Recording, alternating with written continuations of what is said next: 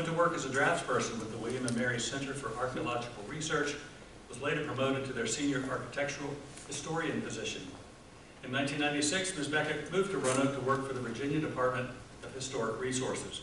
She served as the architectural historian for the Southwest Virginia Field Office here in Roanoke, at the Roanoke Regional Preservation Office. She also connected to local preservation folks, most notably, she's also connected with that group, most notably with the nomination of Roanoke's Mill Mountain Star to the National Register of Historic Places in 1999, and she then served as the preservation planner and agent to the Architectural Review Board for the city of Roanoke. For the past more than 10 years, and I probably need to dust this off, and you can fill in if you would like when you come up here. She's worked as a preservation consultant and currently works as a historic preservation specialist for the federal government. Is that still? I'm retired. She retired. I like to be accurate, and I'm just going to say this is from 3 years ago, so I figured there was something's changed since then. She was also made a trustee to the Roanoke Valley Preservation Foundation after 20+ years of service. Alison Blanton is a preservation consultant with a graduate degree in architectural history and preservation from the University of Virginia. She has over 30 years of experience in the field of historic preservation. As Senior Preservation Fellow at Hill Studio. Are you retired yet? Not yet. Okay. Well, she's the anchor over there for David, and just wonderful. She provides expertise on cultural and historic preservation projects, including state and federal historic tax credit rehabilitation, National Register nominations, historic resources surveys, design guidelines, preservation. Is there anything you don't do over at Hill Studio? And interpretive signage. She is a trustee of the Roanoke Valley Preservation Foundation and has served on numerous boards in the Roanoke Valley. Will you please join me in welcoming Ms. Ann Stuart Beckett and Alison Blanton.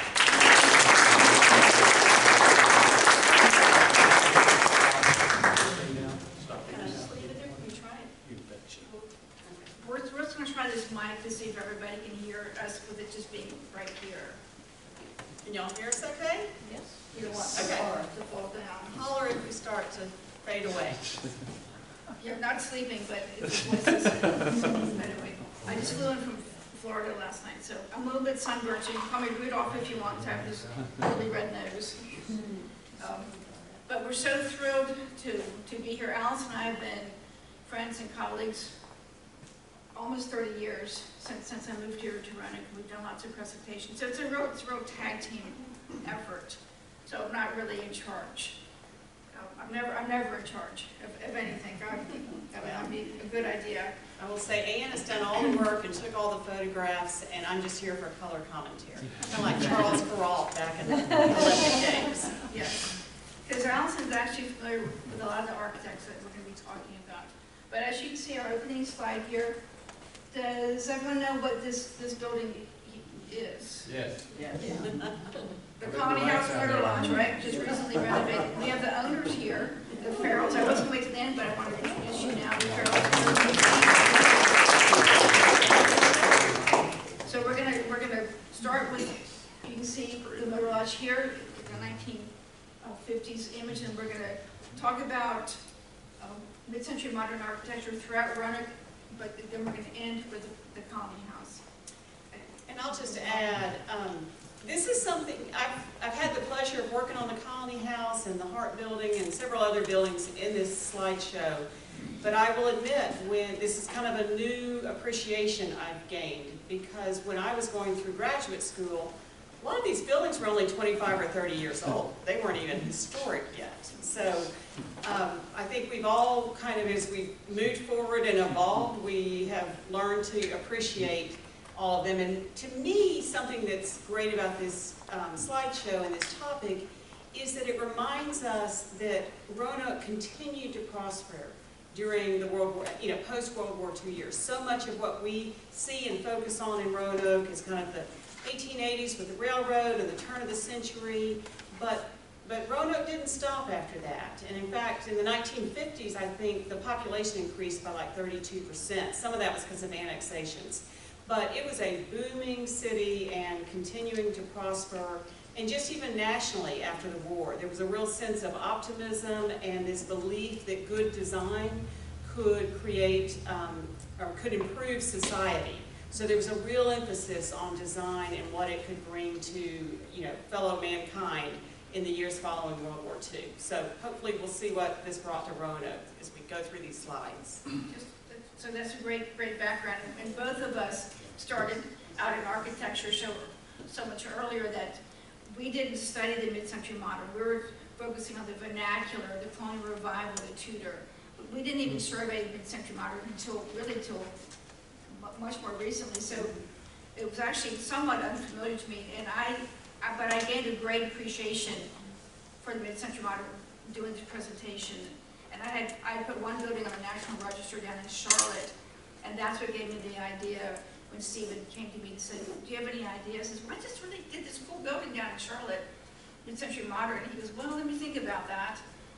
You know, and then I saw him on the idea, and it's been great. So, of course, I had to pull in my buddy Alison, so you need to help me with this presentation. And so she actually gave me some great ideas. So I was the one I got to drive around and take all the photos. And I got to learn so much and really appreciate Roanoke even more than I already do, which is, that is amazing. So am I going to do this right? Yay, yay, yay, technology's working, wee. Okay, we're good. I'm happy now. Okay, so this slide, we're going to start with some slides that have a little bit more text. But once we get past that, we're just going to talk about the individual buildings and architects. But I just wanted to set the stage. So how many people here even know what mid-century modern architecture is or what it means? She just some hands. And that's about where I would be if I had done this. I think I know. So I just thought I'd start with the when, where, why, what, and who. Because that's when I started working on this. I just had to divide it up and I just want to set the pretext. So what we're going to be doing, so I found this really cool 1950 VDOT map. You know, of Roanoke. So we got Route 11, we have Franklin Road. You all know Franklin Road. I know the Farrells from Franklin Road. Williamson Road. Those were the main arteries here in Roanoke. So in 1950, so that's when mid-century modern is happening. Post-World War II is 1950. But on this map, what is missing in Roanoke in 1950? 581, the interstate. So we would just want to bring you back, you know, pre-interstate. It was very different then. So I don't know if anyone here would have been living here then, but so you had okay, Judy was here. So Franklin Road, Williamson Road, those were your main routes. So where do you think mid-century modern is going to be found? Franklin Road, Williamson. That's right. That's right. So think just way back, and so 581, all that, it's just irrelevant at this point. And then also in South Roanoke, in the residential area, the people that had the money to hire the architects to design their houses. So we're going to talk about commercial buildings and residential buildings throughout Roanoke. And also we're actually, thanks to Alison, we're actually going, I love this, we're going to go from Holland's to Hart Motors in Salem. That's the spread of the mid-century modern. And you know, there was a lot here. At first I thought, I hope I'm going to have enough for a presentation. And after studying everything, taking the photographs, I had 45 slides. Then I reduced it to 40, then 35, now I'm at 30. And it was kind of painstaking to delete. Like, oh my God, it's low.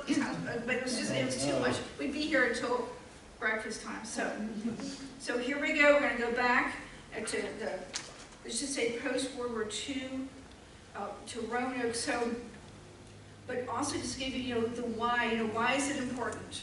So I just love this quote. This is one of the buildings. This is the Greek church where they had the Greek fest. This is when I had to delete, so I put this in the background. But I just love this quote. And this is from the USModernist.org website. You cannot save something valuable without knowing what it is or why it is important. America's brilliant mid-century modern buildings are frequently endangered and torn down, largely because buyers, sellers, and realtors do not realize the importance of what they have or how to preserve repair, and protect these livable works of art. But the Farrells did why and what, when and how, why it was important to save it. With Alison's help, right here, this my girl. Then this is a house in Salem, and so this is the what, you know, what is the modern style? So I love finding more about this because I'm actually trying to, because it's about simplicity, I'm really trying to make my life more simple and streamlined. Like I just had to take that trip to Florida, and I swear I'm even like thinking packing. I could just streamline it, keep it simple. So I've really come to appreciate this style. So the modern style is characterized by simplicity and a lack of architectural ornamentation. So just the opposite of what Alison and I were taught in school, basically. Its focus was on the use of new materials. This is very important, new materials. Post-war new materials, such as steel, concrete, brick veneer, and large expanses of glass. And I'll just add, a lot of this design actually started as early as the 1920s and 1930s by some really forward-thinking architects. But then the Depression came along and then the war, so you had this delay in actually seeing modernist design widespread across the nation, so, you know, in commonplace. So a lot of these ideas have been around for a while, but then you add on to it materials that were developed as part of the war, and construction techniques that were developed during the war, all came back and really helped push this whole new look at, you know, new way of building and new style and aesthetic forward as after the war. Mm-hmm. Can y'all hear us okay? Yeah. Okay. With the mic, okay. So from here we go to, so based on the previous slide, right, we're talking new materials. So looking at this slide here, so all of these photos up here. So what are we looking at? What do all these photos have in common? Concrete. Concrete, flat roofs, simple lines. So so all of that is relates to it's a new type of texture, it's a new type of materials. It's all about the materials. So it's not about the ornamentation anymore. The lines are simple, the windows are simple, the roofs are simple. It's all about the materials that are popping. You got this is actually this photo here. That's actually so it's exposed aggregate panels. That's actually the Civic Center. Anyway, we're going to talk about all of these buildings. Colony House here, so a really cool roof line here. So flat roofs, international. A lot of this is the international style. This is like relating to what Alison is saying too. So the architects that designed this were mostly in Europe in the 1920s. So that's where the international style started. All the flat roofs, clean lines. Were those houses in Roanoke? Yeah, this is all Roanoke. Yeah, this is all. That's South Roanoke. Roanoke, Salem. Yeah, Salem. Old Southwest, that's the public library. Yeah, hopefully after this you all will start noticing more things as you drive around. Yes.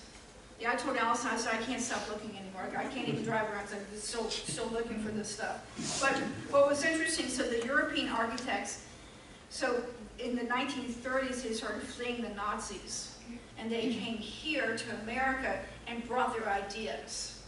So that's where it starts. So they come here in the 1930s. It doesn't really pick up until after the war, but in Roanoke, there's one building That we're aware of. that we're aware of. It's 1937. It's the earliest building. It's international style. It's the first building in Roanoke that brings in the modernist movement. Does anyone have a clue? And I don't think I would. It's in Old Southwest. It's an apartment building.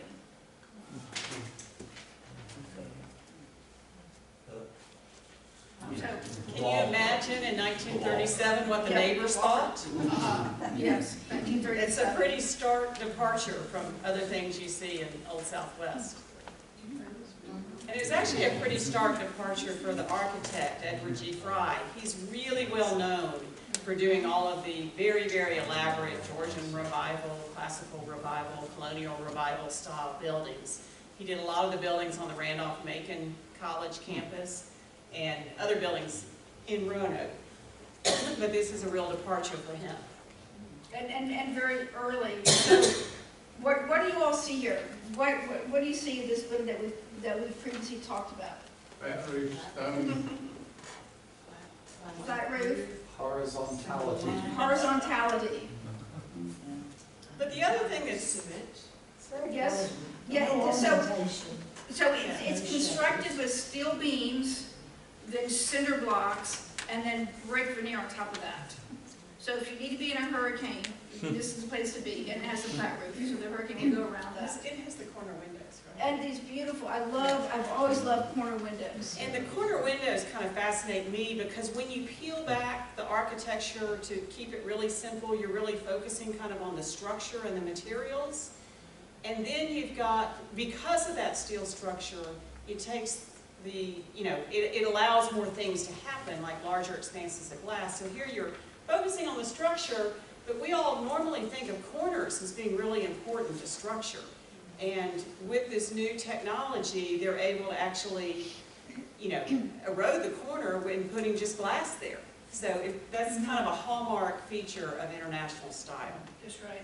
And also with the international style, the modernist movement, landscaping plays a big part. So notice it's set back, it's terraces up on a hill, and you have this, the beautiful sidewalk and steps, and the flare, it's saying, come in, come on up.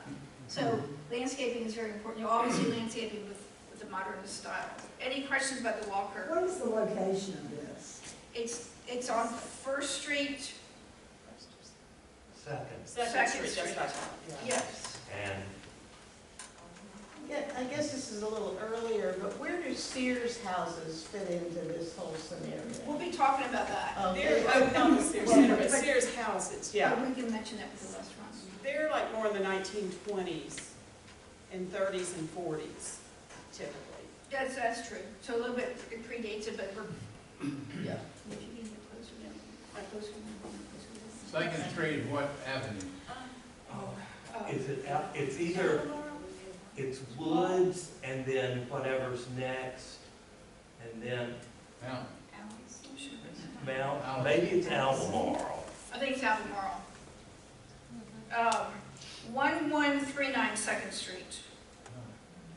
I have a question, I and wrote that maybe down. So somebody, it's in my notes, 1139 Second Street. from an architectural standpoint, what is the purpose or point of that inset entranceway? Is it just to sort of break up the monotony of a flat facade or front, or is it to, call it as I see it,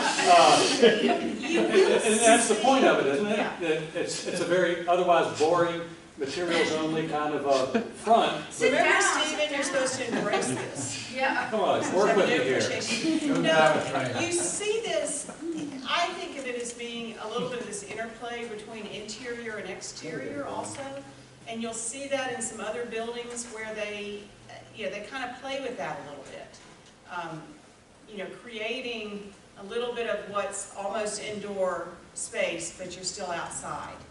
Because the period you're coming out of, and particularly someone like Fry who designed so much other styles, it's an absence of style. I mean, it's just a complete departure. And so is that entranceway a way of just saying, yes, I got this? It's like, I see what you're talking about. There's nothing to see here other than, boom, the eye goes right to that middle, and it's very intentional. Yeah, I do think it's intentional. I think it's a great accent point. Yeah. As well, and then you have the steps above that, so you have the glass, a lot of the glass windows there to like the stairwell. That actually was a good question. No more questions, okay, that's too hard.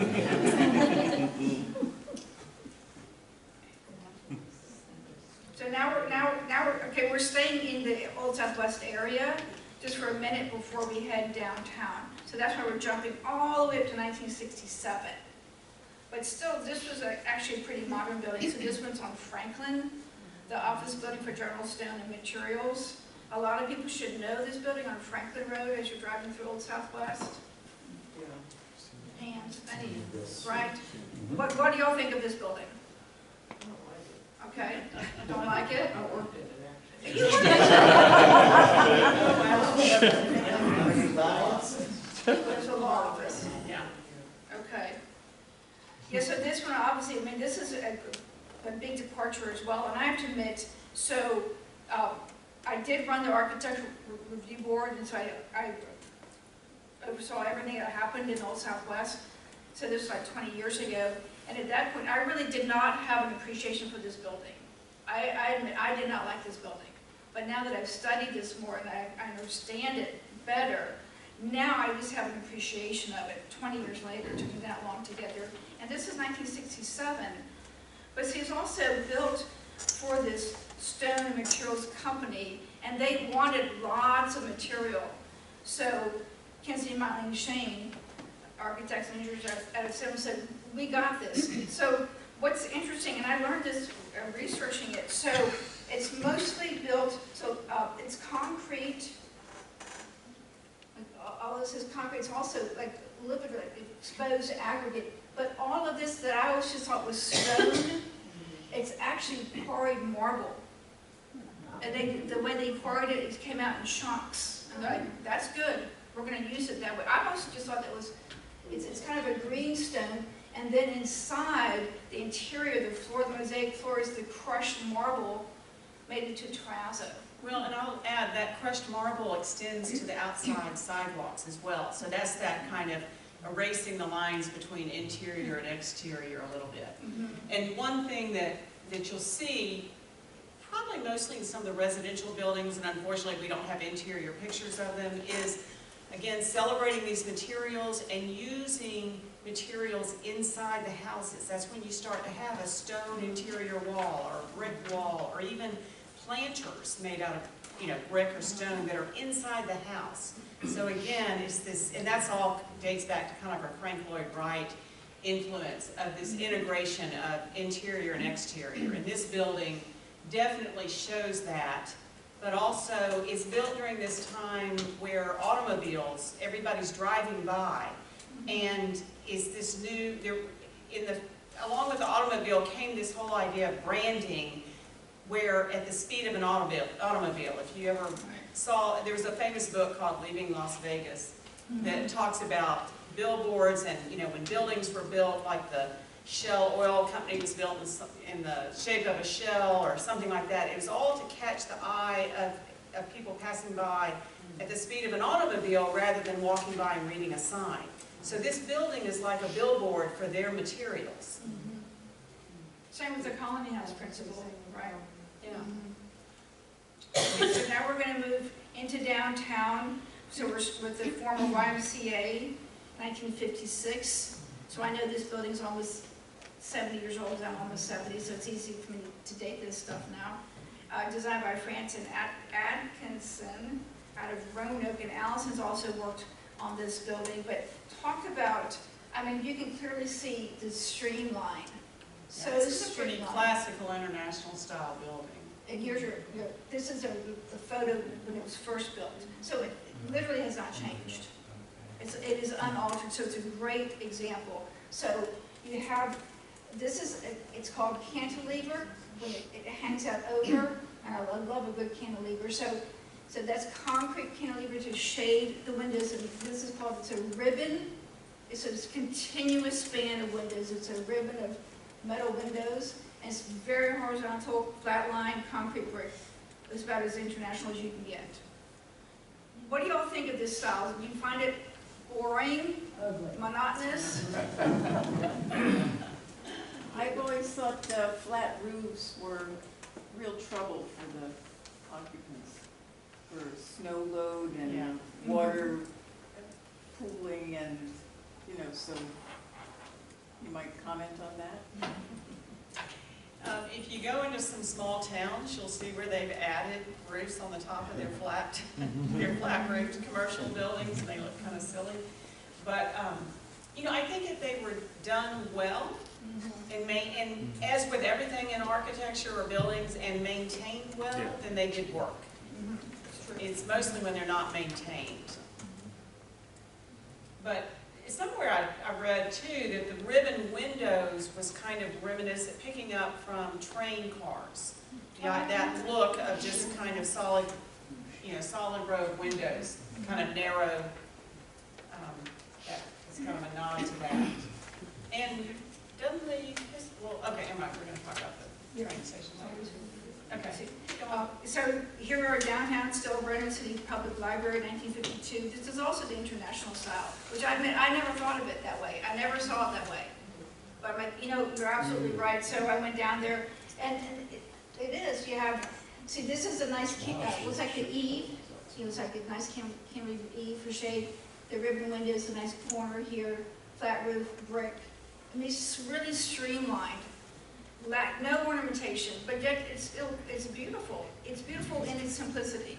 And I'll just add quickly that Using this, the eyes of the beholder. the construction of this was one of the things that was cited in the nomination or award of Roanoke as being an all-American city. This was one of the things that got it that got the city that designation, was the building of this new library. Right. Yeah, 1952 was when Roanoke was the first time it received the All-American Award, and then it has received it for a record 8 times. The last time was 2024 with Sherman Lee as the mayor. So we're a record All-American city 8 times. Come on. That's right. So also, I'm down there at the library, I turn around and I'm like, well, look at the community hospital. I mean, I never thought of that as modernist, but it is 1967. It's also international style. So this is where they had to build up on a hill. They had to build tall, get a lot of people in there. And this is also 1967. So Roanoke is moving away from the railroad. And we're moving towards the hospital, the healthcare industry. And it shows in the architecture. And it's around this time period. And a lot of it happened to be downtown. But it tore down some beautiful, beautiful. This was Orchard Hill. Orchard Hill, I know. Yeah. But that's another lecture. But you're interested in that, that's great. So while we're downtown and we're talking about the healthcare industry, the 707 building, Alison has also worked on this one. If there's anything you want to. Well, I mean, this was built, they knew, 1964. even though it was built in 64 and community hospital wasn't until 67, they knew that community hospital was planned. It was a merger between Jefferson and the Lewis Gale hospital systems. And it was the first building downtown, large office building downtown, to have air conditioning.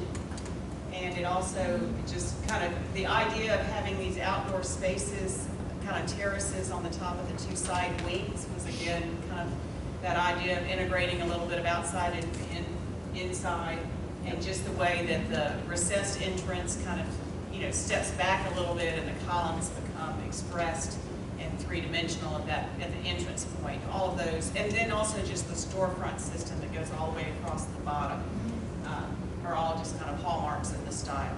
The marble panels. So this is 1964, but this was the last major office building constructed in downtown in the post-war era. So we're already starting to wind down that modernist movement in 1964, but it does continue for a little bit later.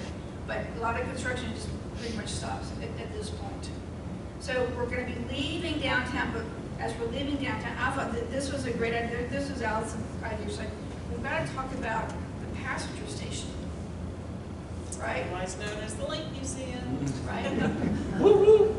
So 1905, so Fry and Chesterman were the architects. So Fry, it's 1905 Fry, but he's also the one who does the Walker Apartments in 1937. So he's very, very classical.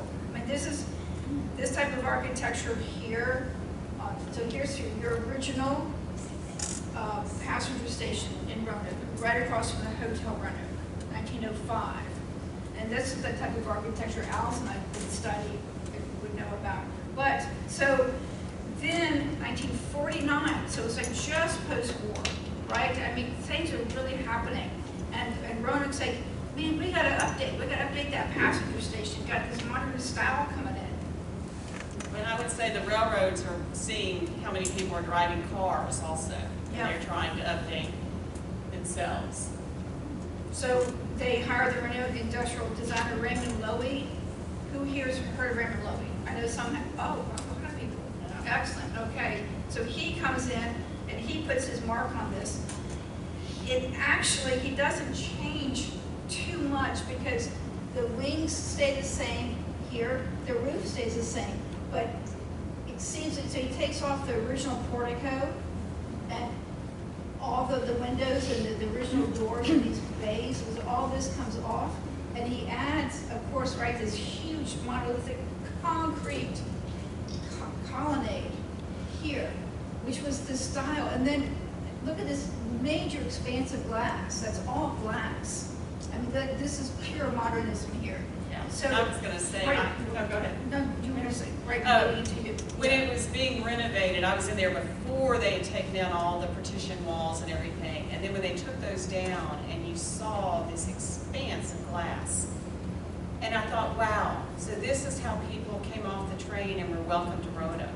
Just, it was kind of, I don't know, just like a viewfinder or something like that, and just seeing the Hotel Roanoke rising up there on the hill, and just full view of it as you walked up there with that expanse of glass, which, of course, in 1905, you couldn't have even built a glass wall that large. And so now this is home to the Leak Museum, the Visitor Center, the History Museum. So please, please, please go visit it. And it's a gorgeous, gorgeous interior with the open the ceiling, their dome ceiling. It's a great place to go. So putting up a plug in for that. So now we're heading out of town. We're going to head down Williamson Road. We're going to go up down Williamson Road out to Collins. So just real quickly, just the Civic Center, just throwing that in 1971. I don't know that much about this building. I know it was built in 3 different stages, but this is the one I'm interested in, because it's 71. It is in the modernist style. But this one's a little bit more vertical, but all massive concrete, and this is your exposed aggregate panels, so, and lots of glass. But so it's a little bit different. But I want you to keep this in mind for the next slide, which is my favorite slide, besides Colony House. But I like to have a little bit of fun. So this is the Sears City. Right here we got the original Sears City story. Sears Town. Okay. Who has been here? Obviously a lot of people, because a lot of people. Actually, so That was the place to shop for Yeah. today. it was the place, wasn't it? That was it. Right. We did that downtown. Yeah. Yeah. So, This is the beginning of moving retail out of downtown. yes. Which is, I mean, kind of We ironic. catalog and then send it right to the store, you don't need it up. Yeah. Well, and They had also, spotlights and everything. We could see the spotlights from Blue Ridge. oh, really? Spotlights on this building. See, I didn't know that. Up in the sky like a Hollywood. Oh, I want to go Wow. shopping there. Yeah. Oh. And what's the biggest difference between this building and a department store downtown? Parking lot out in front. You know, this is definitely recognizing that people now are driving their cars to shop. Yeah, so that's the big difference, pulling people away from downtown, and then later with the interstate, when 581 comes in, then we build a shopping mall and we pull it away from here, from the Sears town. But I love it. I love this. So here's your sidewalk, and I love how it's angled parking. But check out, you know, the shaded walkway. I mean, it is so angular and beautiful. And then here it is today. Like, why did they put the landscaping in? I mean, because the sidewalk would be so much safer. You get out of your car, you go to the sidewalk, and you go right in the front door. Now that whole front door is blocked. But so here's your original, and today, so you can see the original columns on the side. This is on the left side of the building, and then here you see where they put the addition on. So you see these vertical columns here. What does that remind you of? What does that look like? Hello? Same kind of streamlined, stripped down columns. Just my own personal thought, don't sue me, but I'm just thinking, you know, 1958, the architect said, oh, look at those nice vertical columns. I think I'm just gonna, you know, imitate that and put that on the Civic Center. That's just me. I don't know, but I think it's kind of cute. But I love Searstown, so, but I never saw it in real life. But that's the type of place I go shopping. But you can see how much the cars, roads, transportation is really changing the landscape. So this is just another quick fun one. I couldn't delete this one. So Kenny's Burgers, anyone been to this on Williamson Road? So some people have, wow. So I never got to see this in real life either, but this is a photo of it, the original Kenny's Burgers. And here you have all again your center sidewalk. But check out these lights. It's hard to see. This is the best I can make this photo. But they're kind of tiki torches. But look at those lights. I mean, that's like futuristic. I wish they were still there. This sidewalk is still here, and it's pretty much unaltered. But you still have your stone and the Polynesian roof with the glass. But Well, it's a little creepy there. and The you best start- 20-cent hamburger. Oh, really? Oh. But you also start seeing the influence of post-World War II. You had soldiers and things that had been in the Pacific. You know, before that, not many people had been over there before. And then you start coming back and seeing this influence in things like the Polynesian-style roof and the tiki torches. We had a quick question Do here. you have any idea about the current occupants? I'm very familiar with the building. It's noticeable in Williamson, and I see people coming and going, but I just wonder who they are and what's open. You can see the open sign. I don't know because it was only said open, Okay. and when I was taking these Okay, photos, so, yeah, it's a little puzzling, isn't it? people came and went, and Yeah. it was a little creepy. Okay. I don't get freaked out, but I'm like, I'm going to get in my car now and go. Well, I've seen mothers and children entering. Oh, I did not see that. No, I did not see that. Okay, That so anyway, that was not the population I saw. I'll report back during the booze and liquor. Yeah. During the boost. Okay. Are you the author of that? Oh, no. Yeah. I almost thought about calling something. What's the author? I don't know. All right, so now we're finishing up here out at Hollins before we're going to run into Salem, and we're running out of time.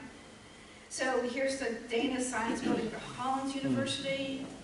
I didn't know much about this, but it was interesting researching it, and I love how they incorporate the design. It's low, and it actually does fit in with the Southern Women's College, and so they actually, so they hired Randolph France and John, Chapelier. thank you, who also did the Civic Center. And then they had to hire this other company out of New Haven, Connecticut, who specialized in modernist architecture. So this was the result of that. Are you all familiar with this building? I was not that familiar. Okay. A lot of leaking. Oh, see? Oh. Oh, okay. Well, because they were out-of-state architects, that's why. I don't know. All right, so now we're just going to do a little bit of residential in South Roanoke and Edge Hill. It's just 2 slides. I went down like from 5 to 2 slides. So these photos here, these are all houses in Edge Hill. Do you all know where Edge Hill is? Yeah. So off of Behind the colony. Yeah, yes, behind the colony. Colony House. So that whole, again, Franklin Road, mid-century modern. And so this is, Edge Hill even has their own little columns, the column entrance with the Edge Hill edged into the concrete. So what do we see here? What are you all seeing here? What's Flat roofs. well, so these are a little bit gabled. This is residential. Low slope. Low slope. Windows. There's actually, it's hard to tell, but there's actually a lot of texture, so there's a lot of material here. But I mean, it's nice and clean. And see the landscape, and you got your curved sidewalk. Companies come in. This is the entrance to the garage. A lot of times there's, terrace to fit into the hillside Yes. with decks and things. And, a lot of these areas, as you get further up in South Roanoke on Peakwood and West Ridge that are higher up, and this area, Edge Hill, you could not have built just an American Foursquare and, set it down there. You kind of needed this style that could be low and fit and be terraced and fit into the hillside. Right, exactly, which just, all of these houses do this, including for this next slide. So this is South Roanoke, this is on Peakwood and on West Ridge. But, I mean, notice, see, they're all low. They fit in. I mean, like, for instance, like this one here, so the end of West Ridge, it fits like on the other side of the hill. Like they could have built it high and blocked everybody's view. It's nicely done, it's very handsome, it's simple. They all say, please come in. you know, let's play cards, have a drink here. I mean, look at that glass. Who doesn't want to, I like to hang out here a little bit. Well, they also reflect kind of a shift to a more casual lifestyle. You don't have, say, like the back stairs for the servants that you might have in some of the earlier houses in Old Southwest. You don't have a formal living room or a parlor. The servants, Yeah. Made more sense than servants. But it's just, you know, it's more of an open plan that reflects a change in lifestyles at the time. So this next slide, this is the last slide for South Roanoke, then we're going to head into Salem as quick as we can. But Alison knows this house pretty well. Their Fishburne House, 1968, James Yates. Did anybody here know Yates?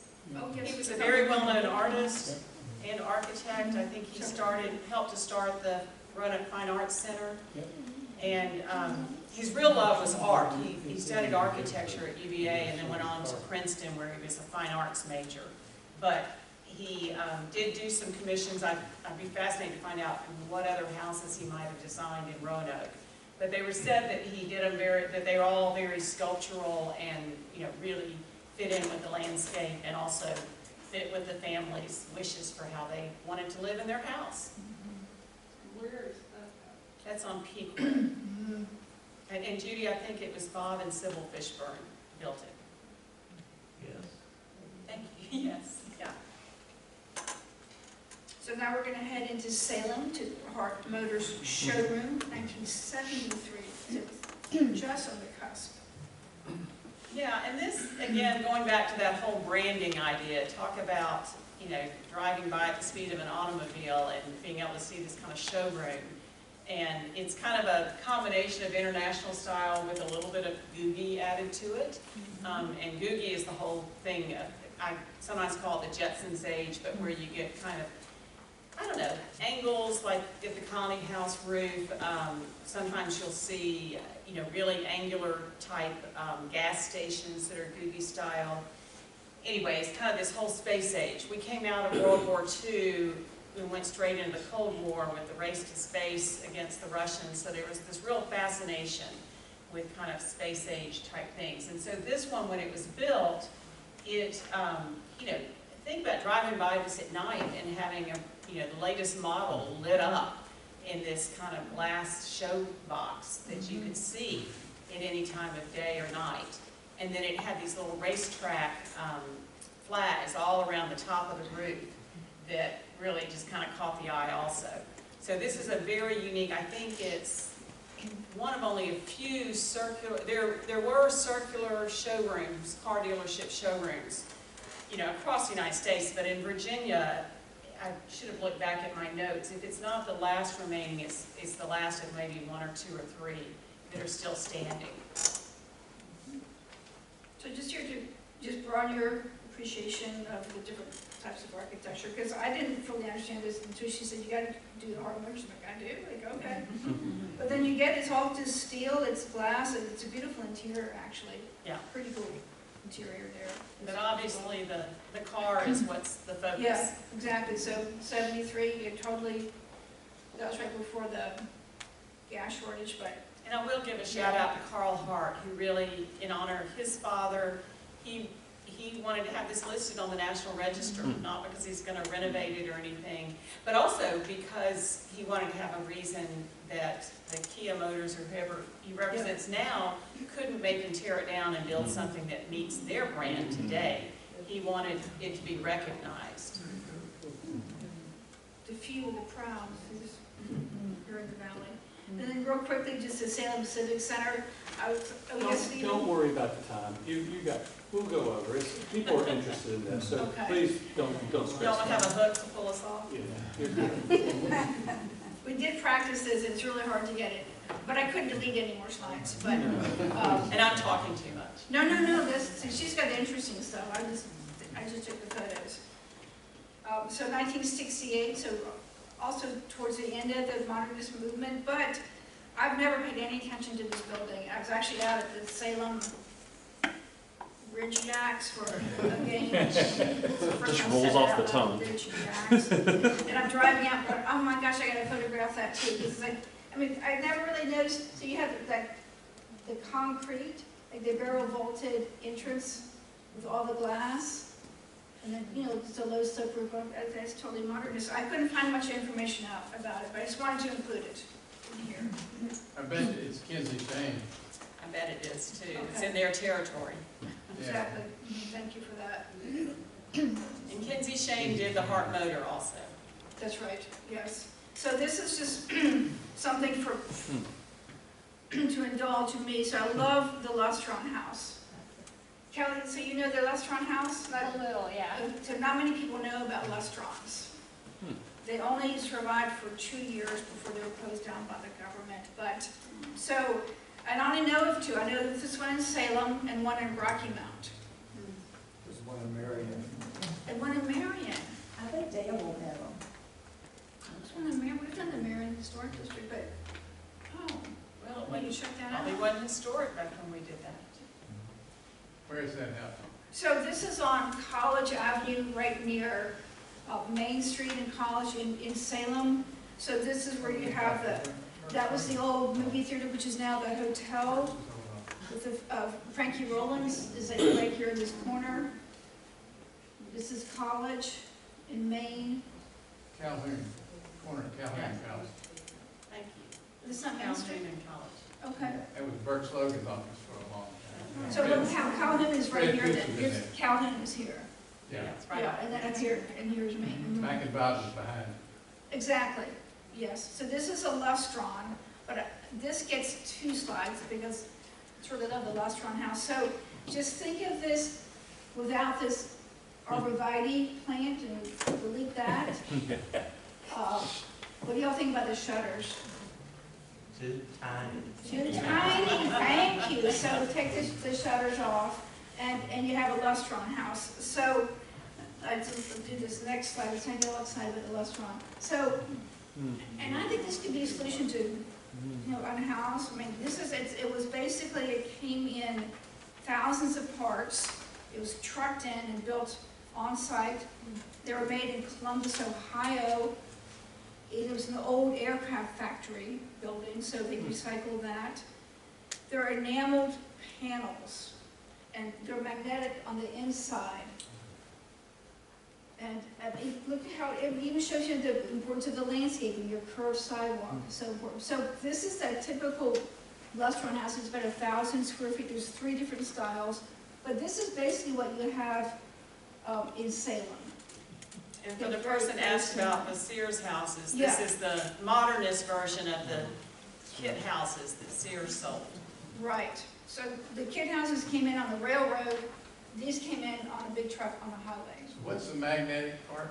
On the inside of the panels were magnetic, where you could just, Stick them together. yes. And why did the government shut the business down? It was what I've read, you know, I don't know, they reviewed them for something and found some sort of scandal. I mean, you can Google it, and I just thought we probably won't have time to talk about that, and then so they closed them.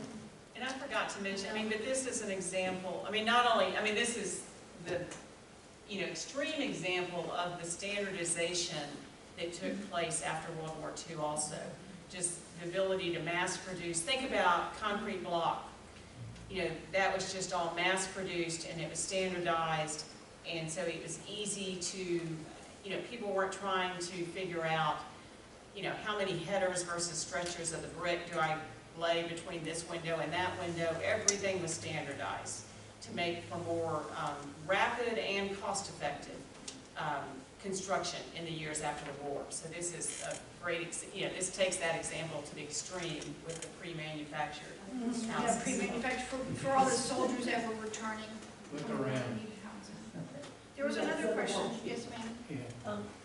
So I lived in Chicago for 10 years, and you don't live there without learning what a Sears house is. Yeah. Right. Right. But, so I live in one here in Roanoke too. And would you say, I would say there are an awful lot of Sears houses in Grandin Village area. Is that? I would. Yeah, I either actual Sears houses or ones that are kind of copies of them.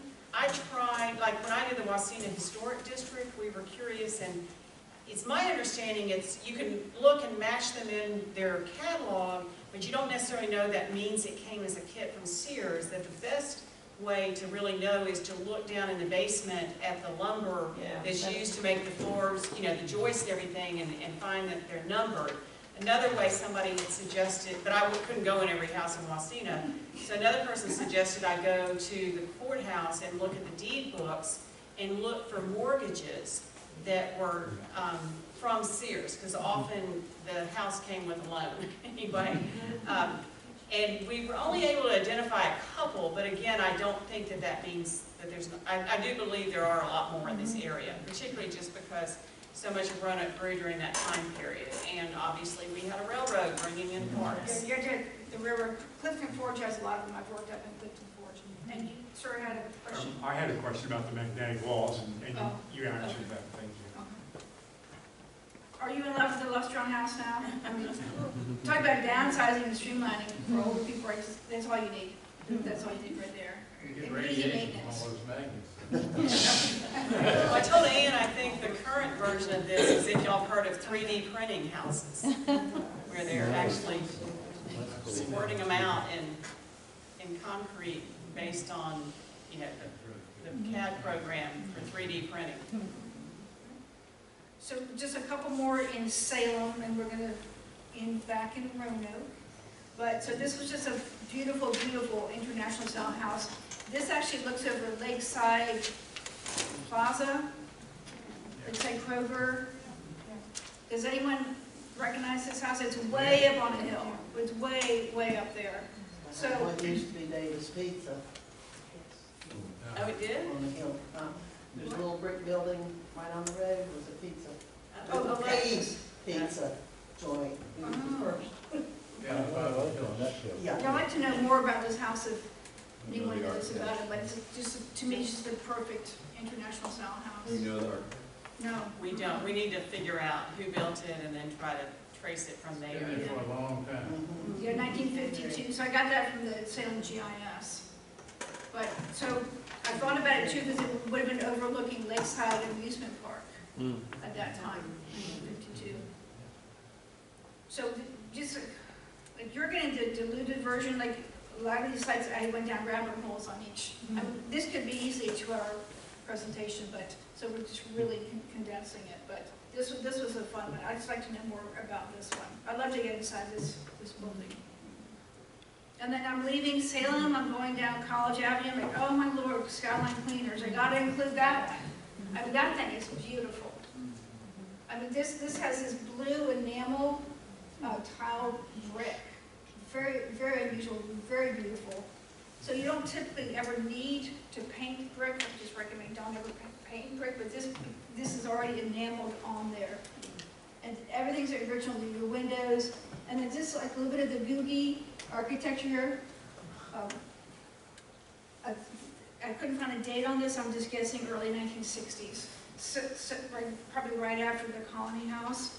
You have that Googie style architecture. Again, I mean, beautiful.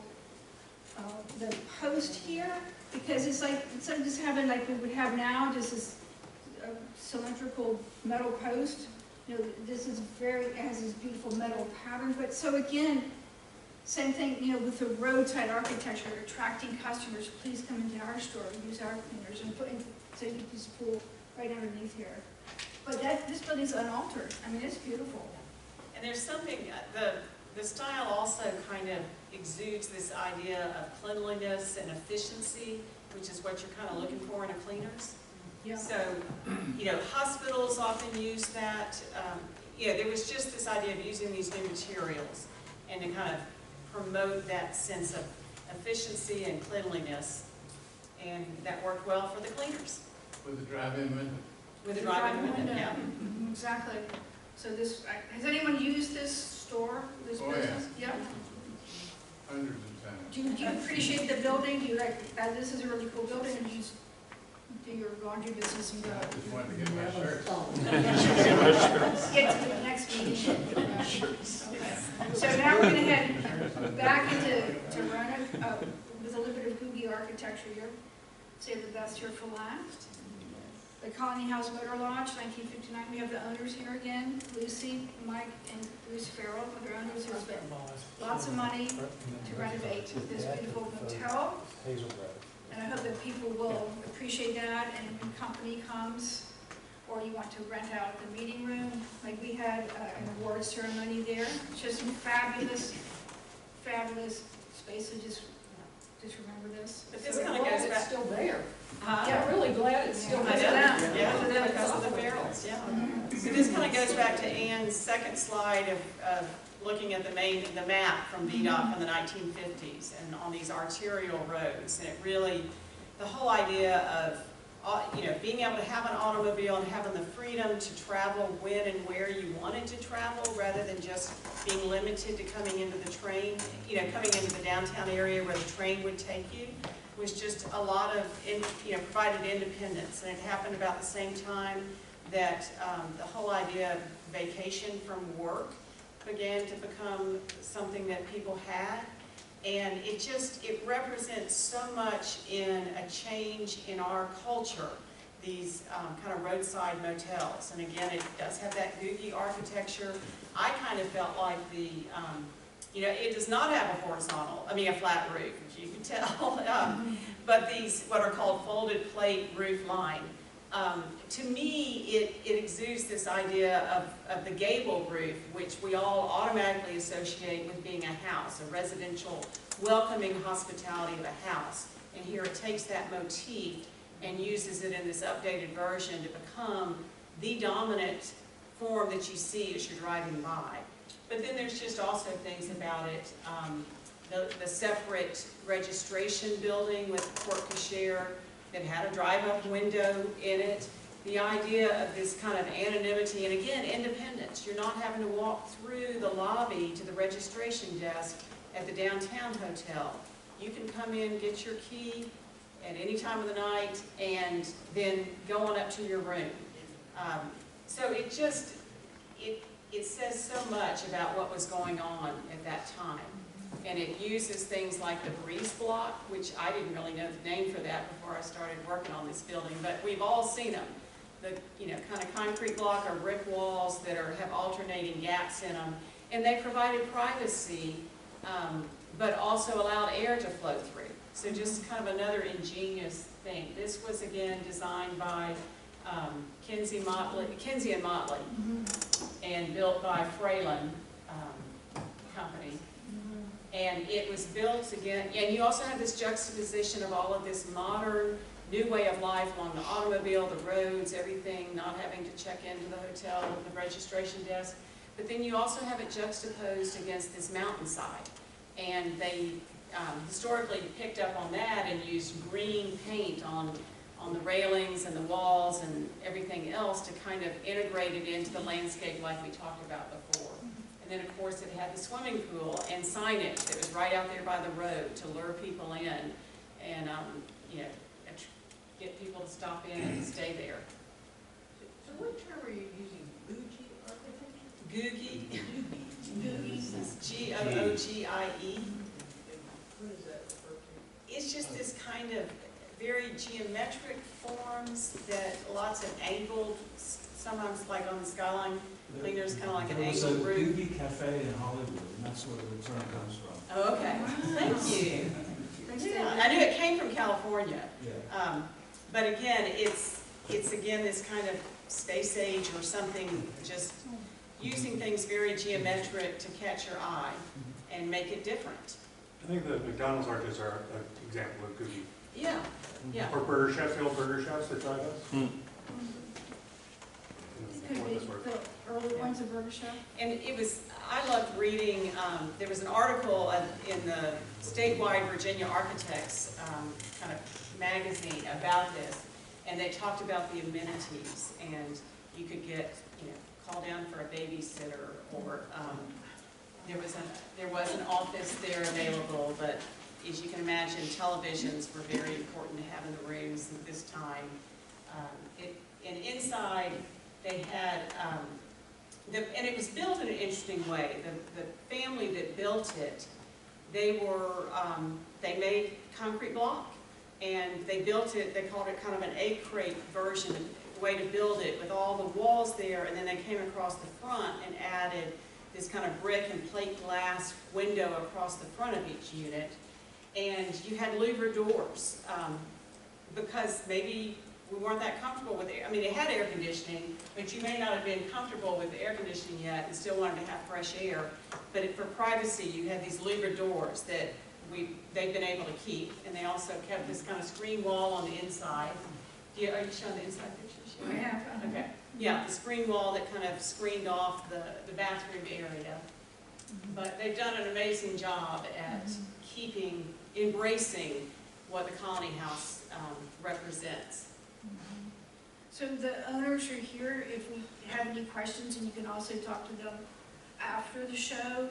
But they have all the answers you need, and just really wanted to promote them for spending millions of dollars on this renovation, saving this rare piece of modern architecture. So just really want to thank you. I'm very proud that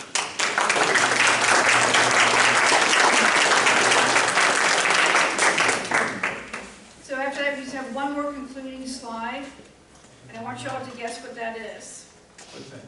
So what piece of, I wouldn't say modern architecture, what structure have I left out, have I not included? It's very iconic in Roanoke. Who guessed it? Who said it first? You win something. One of these books. No. Chicken dinner.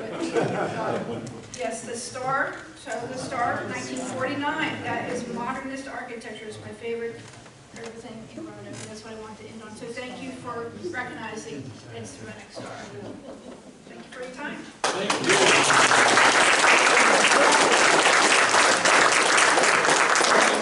And I want to go back 2 slides to the first Colony House postcard.